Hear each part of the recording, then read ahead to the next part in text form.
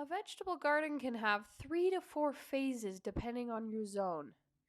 This means in most places you'll be able to plant in 3 phases during the year: a spring garden, a summer vegetable garden, and a fall vegetable garden. Some climates will be capable of a fourth planting in the winter, or will only allow for one planting due to a short season. So let me talk first about the rule and then I'll cover some of the exceptions. Spring crops are those that will not want to mature in the heat of summer. Heat will cause them to become bitter and bolt, which means they go to seed and then die. Spring crops like cool temperatures, and they can withstand a little frost. These will include the following crops: lettuces, carrots, your brassicas such as broccoli and cabbage, turnips, rutabagas, beets, peas, cauliflower, spinach, chard, and onions. These crops will be best started about 4 to 6 weeks before the last frost. Most will then mature in spring when the weather is cool and wet. Some will even extend their harvest into summer, and in the case of onions, even into the fall. Getting spring seeds to germinate can be a little tricky because sometimes if seeds are too wet and cold for too long, the seeds can rot and fail to germinate. Now, I usually always direct sow my spring garden to great success, so you might experiment a little bit and see what works for you. To direct sow a spring garden, you'll have wanted to prepare your beds in the fall. The soil in late winter, earliest spring will be too wet to try and till or rake it. It may even be a little bit frozen. So you'll go out to your pre-designated prepared beds and plant seeds in late winter. And there's a video about direct sowing if you need more direction about that. So follow those directions and then follow the spacing guidelines on your seed packets.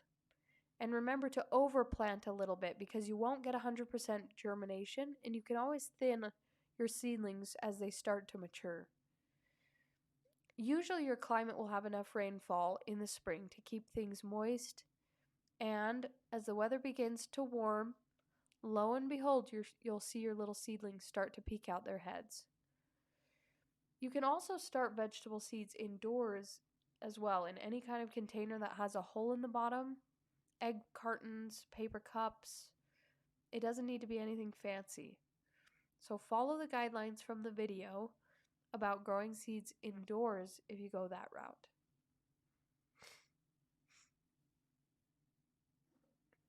So once you have your spring crops up and have hardened them off a bit, plant them out. Harvest your vegetables when they're young and tender. Young turnips, beets, and lettuce are especially wonderful. Lettuce is one of my favorites spring crops because it can be cut, and if the base is left, it will regrow multiple times in even just a few days. So just a few plants will give you plenty of wonderful lettuce for salads all through the late spring and early summer. Radishes will mature in 50 days, and they're so pretty in the spring garden. Peas fresh from the vine are like candy, and one of my favorite dishes that my mom used to make every year is young potatoes and peas with some kind of a white gravy in the late spring. I always love that. So I highly encourage you to give a spring garden a try if you never have, and you might be amazed at how much you love what you can grow. For those that live in extremely hot climates, you're going to want to adjust this schedule so that you're planting these cool weather crops closer to the fall or maybe in the middle of winter. You're going to have to kind of test out what and watch your own weather, but you want them to mature in the cool weather. So that's probably going to be your winter. And that's going to be the ideal time to grow some of these tender crops.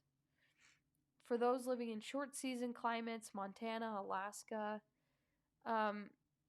with the cool summers, you might plant these. You're going to plant these crops later in the year.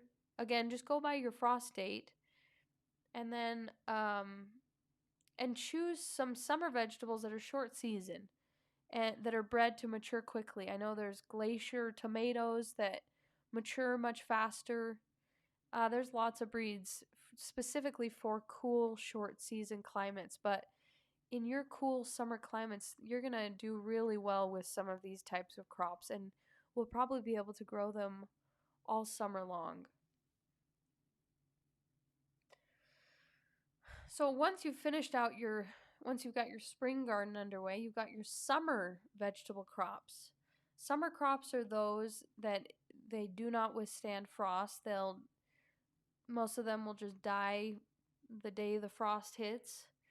In fact, most of these are heat lovers and sun lovers, and they like long, deep water. So that's going to be this list here: beans, corns, melons. You got tomatoes. Onions are also on this list, potatoes. So keep in mind, my list here is not comprehensive. There are many more crops than these that you might grow, but for this class, I just wanted to include things that are general for most zones. But please explore crops that can grow in your zone that also might be some of your staples, ginger, peanuts, kohlrabi, pineapple. There are a lot more. So look up what your zone can grow. Summer crops should be planted only after the last frost, or they could be started indoors to give them an early start. Especially long season vegetables like tomatoes are ideally started ahead indoors so that you can have a longer harvest on the other side in the late summer and fall. And you can also buy transplants if that's just easier for you to manage. And then finally, you have the fall garden. So you can do a third planting in the middle of summer so that these same crops will mature in the cool weather of the fall. So in order to determine when to plant, you need to check the days to maturity on your seed packets and then count back from the time of your last frost and then give yourself a few extra weeks as a cushion, and that's about the time to plant. The key is that they mature during the cool weather. So for most places, that's going to be kind of all across the board because every zone is a little bit different, but it's going to be somewhere, starting in July about to maybe some of the later ones you're into August when you're starting your seeds. So you have to tailor it for your zone, but it falls somewhere in about late-ish summer that you start your fall garden crops. And here's the list here. It's almost the same as your spring crops with a few changes. Late fall is also when you're going to plant garlic, which are grown from bulbs, kind of like tulips. And you can overwinter some crops like onions or spinach if your winters are mild enough. I'm in zone 6 and I'm able to do that. So overwintering means to plant in fall, and then you give them a little time to establish, and then they'll go dormant for winter and be ahead of schedule in the spring, which can give you an earlier harvest the next year.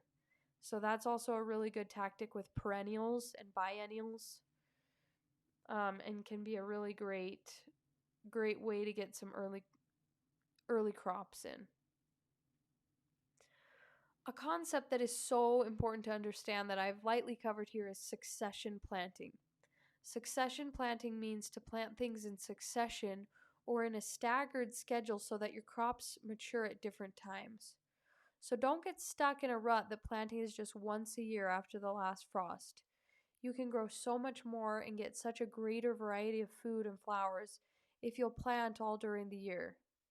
This is useful knowledge as well for times that you may be late getting your crops planted.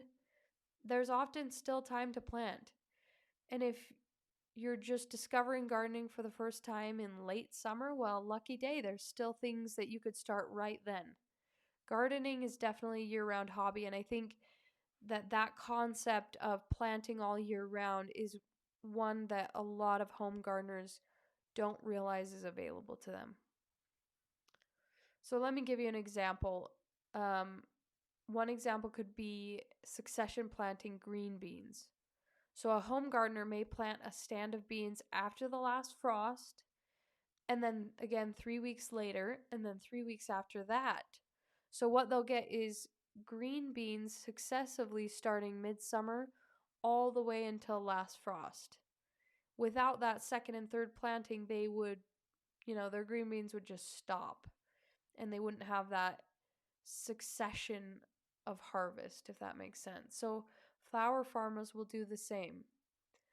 Um, I've planted sunflowers in the middle of summer so that I have a yard full of beautiful sunflowers into mid fall.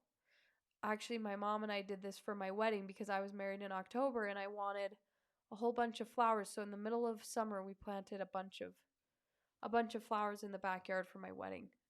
So, um, and without that late planting, all my spring planted sunflowers would have been long gone by the fall. So hopefully this is helpful and it will get you thinking about new things you've never tried before, and it will help you expand beyond just the single spring planting after the last frost. Now, that said, if you're new to gardening and you feel overwhelmed, just start with the single planting in the spring, see where that takes you, and then go from there year to year. And you can know that succession planting is an option, as you get better and you perfect what you're doing.